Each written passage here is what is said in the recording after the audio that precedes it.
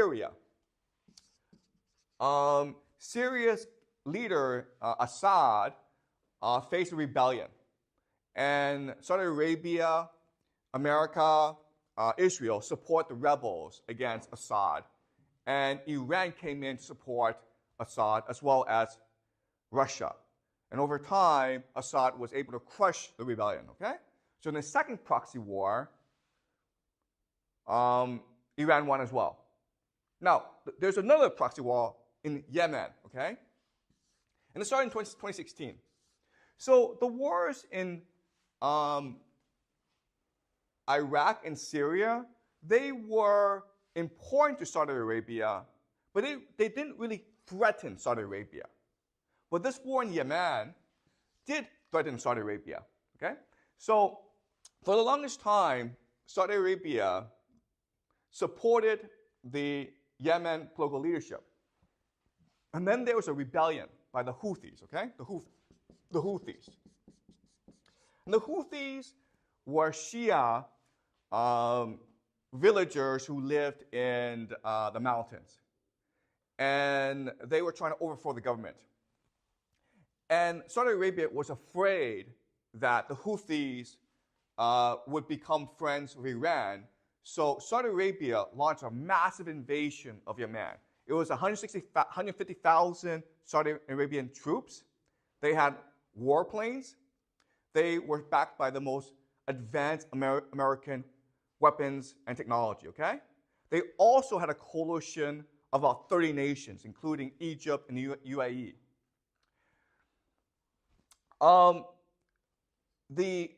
Saudi Arabia named this operation Decisive Storm, right? Which sounds like Desert Storm.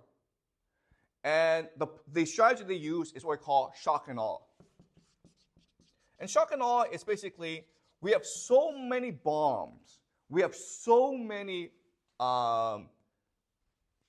airplanes, we have so many soldiers that we can, in about a week's time, destroy you, okay? So go in, go fast, be decisive, destroy your enemy. Unfortunately, for Saudi Arabia, this did not work. And the reason why is, first of all, the Houthis were in the mountains.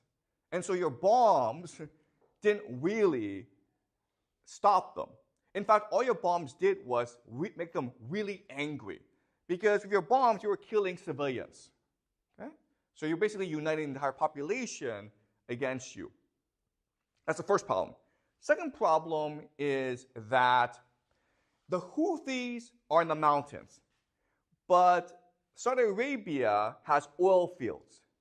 And guess what, guys? It's really, really easy to blow up oil fields. Okay? So that's what the Houthis are doing. They were sending like these cheap drones. They might cost $1,000, $10,000. And they would blow up oil fields and ports. Okay? Saudi Arabia has another problem, okay? Saudi Arabia has no fresh water. It's in the desert. It is a desert. No water, guys. No rivers. So it relies entirely on desalination plants. Okay? And this is extremely impressive technology, right? It takes salt water, seawater, and turns it into fresh water. It's very impressive. But it's on the coast. And guess what, guys? The coast, so Iran can blow up these plants, and the Houthis can blow up these plants as well. Okay? So Saudi Arabia basically lost this war because the Houthis could inflict massive economic damage on Saudi Arabia. So from this war, Saudi Arabia learned three things, okay? The first thing it learned is that if it wants to defeat their enemies, the Houthis, the Syrians, and the Iraqis, they also need to be able to defeat Iran. Okay? That's the first thing they learned. Second thing they learned is that their economy is extremely vulnerable to attack.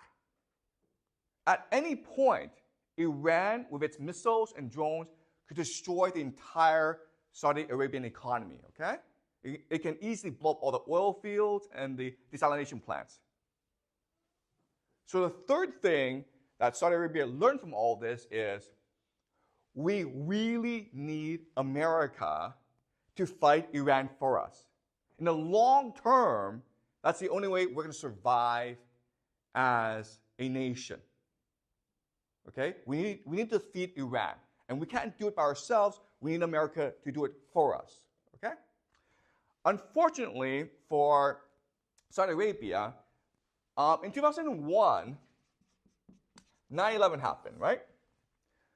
15 of the 19 hijackers were citizens of Saudi Arabia, which meant that America was very unhappy with Saudi Arabia. Okay? Americans didn't like Saudi Arabia. Americans also knew that there were a lot of human rights abuses in Saudi Arabia. The other thing that happened is in 2003, America invaded Iraq.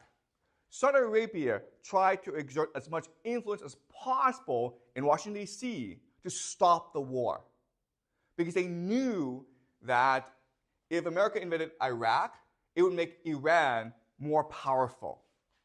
Now, as you know, Saudi Arabia could not stop the war. Okay?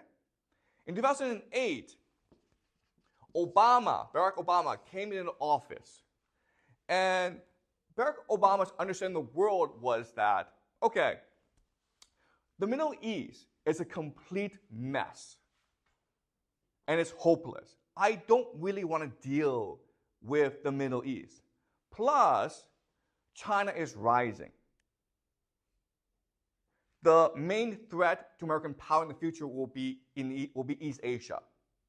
So he proposed something called the Asia Pivot, which is to transfer American military resources from the Middle East to East Asia to counter the threat of China. But to do that, you needed to reduce tensions in the Middle East. And so in 2015, he made a deal with Iran called the Iran nuclear deal. And the deal was basically, Obama said to Iran, listen, I know you're trying to develop nuclear weapons. Okay? So what we're going to do is, if you promise to not develop nuclear weapons, we will lift economic sanctions on you so that you can prosper. And Iran said yes, okay? And this really scared Saudi Arabia. Because if America leaves the Middle East and brokers a peace with Iran, then Saudi Arabia would be extremely vulnerable, okay? So Saudi Arabia became very, very desperate. Its very existence was threatened. Also, the economic outlook for Saudi Arabia was not that great. Remember, the entire economy depended on oil. But guess what, guys? Oil is a finite resource. Eventually, you're going to run out of oil. Okay? Now, if you're optimistic, you'll be like, well, Saudi Arabia would run out of oil in about 70 years' time or 80 years' time, okay? But there are also some people who believe that Saudi Arabia will run out of oil in about 10 years' time. And if Saudi Arabia has no oil, then its entire economy collapses. Okay? Then you also have a problem with global warming, right? Climate change. You also have a problem with the entire global economy is slowing down, therefore the demand for oil is decreasing. So the economic outlook for Saudi Arabia, it's extremely grim. Okay? And that's why in 2017, Saudi Arabia appointed a new leader called Mohammed bin Salman, okay, the crown prince, whoever calls MBS. And MBS promised to be a new leader. He was young, he was progressive, he wanted women to drive. He wanted young people to go to the movie theater, okay? And he proposed a new vision for Saudi Arabia called Vision 2030. Okay? But MBS's most important achievement is that he became friends with the new president, Donald Trump. Okay? So in 2016, Donald Trump became president of the United States. And MBS decided that this is an opportunity for Saudi Arabia to reset relations with America. Okay? So Trump, his first trip outside the United States was to Saudi Arabia. That was the first achievement. Second achievement is that MBS became best friends with Trump's son-in-law, Jared Kushner. Okay? And Jared Kushner was Trump's Middle East advisor. And his job was to bring peace to the Middle East, mainly between Israel and the Arab countries. And to that extent, Kushner did a great job because MBS helped him, okay? So his major achievement is something called the Abraham Accords. And the Abraham Accords is just to establish peace between Israel and the Arab countries so that they can unite against Iran together. So MBS was looking very good. But then in 2018, he did something that scared the world. Okay? MBS was a visionary. He had a plan for where to take Saudi Arabia. He wanted to modernize Saudi Arabia. But he was also young. And he was a tyrant. He did not like people who criticized him. Okay? So there's a journalist named Jamal Khashoggi who worked for the Washington Post and who was a permanent resident of the United States. He was a Saudi national. And MBS had him killed. And this caused an international uproar, okay?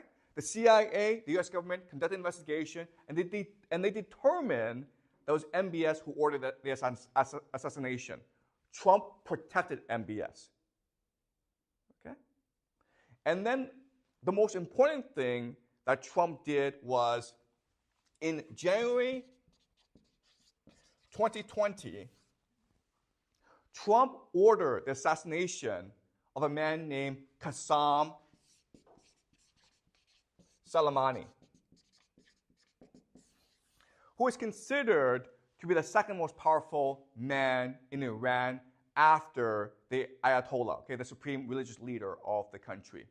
It is Qasem Soleimani who was responsible for Iran's policies in the Iraq War, the Syria War, and in the Yemen War, okay?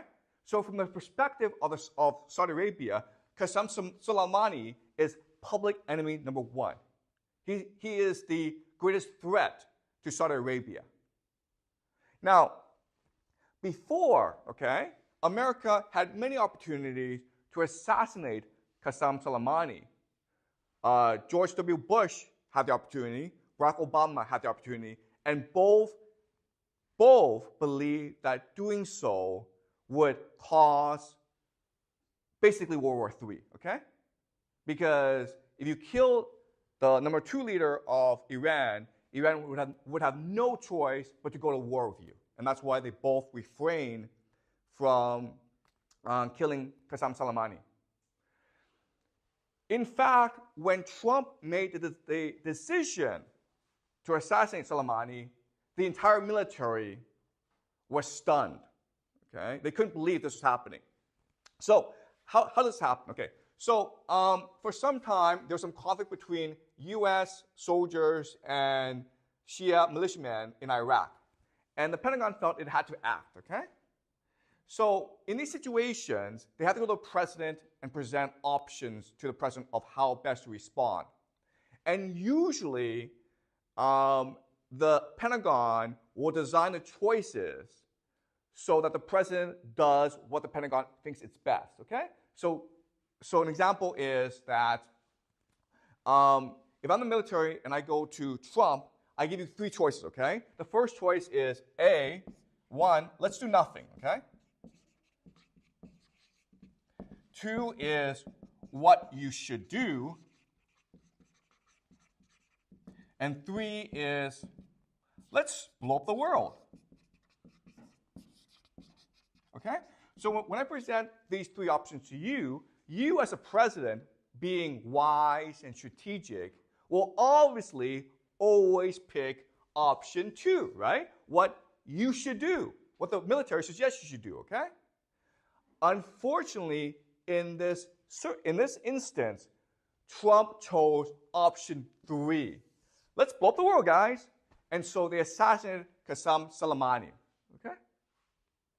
So, in other words, it is very likely that if Trump stayed a second term, the United States would have gone to war with Iran, given how things were progressing. Okay? MBS was so happy about all of this that he once bragged privately to a friend that, oh, Jared Kushner, Trump's son-in-law, the man responsible for all Middle East policies, well, he's in my pocket, meaning I own him. Okay? And the evidence that suggests this is that after Trump left office, after Jared Kushner left office, Jared Kushner set up a private equity fund.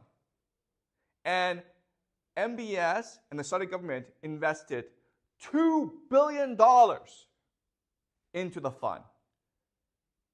Okay? Does that make sense? So, we don't know how, we don't know this for sure, but it seems like Trump is doing exactly what the Saudis want, which is to inflame tensions with Iran. Okay? And this suggests that if in November Trump wins a second term, it is very possible that Trump will declare war on Iran. Or at the very least, continue to escalate tensions with Iran, okay, which will very likely lead to World War III. So in that respect, the election in November, whether or not Trump comes back into office, is one of the most consequential elections. Okay? Does that make sense, guys? Okay, any questions? Anything you want me to clarify before we end class?